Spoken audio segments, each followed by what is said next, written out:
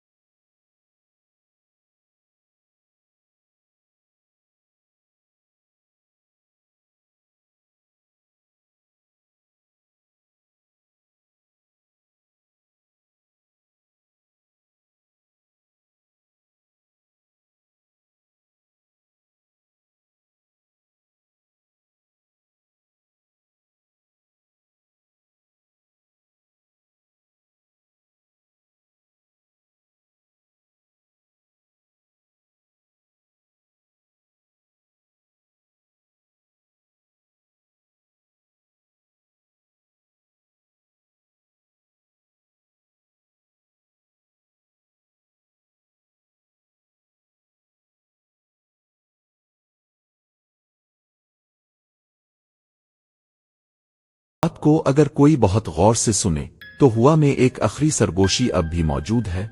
सुनने वाले कभी अकेले नहीं होते।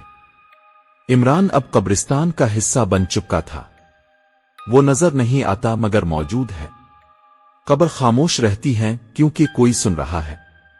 जो रात को ठहर जाए इसे खौफ नहीं होता, बस एहसास होता है कि खामोशी भी जिंदा है।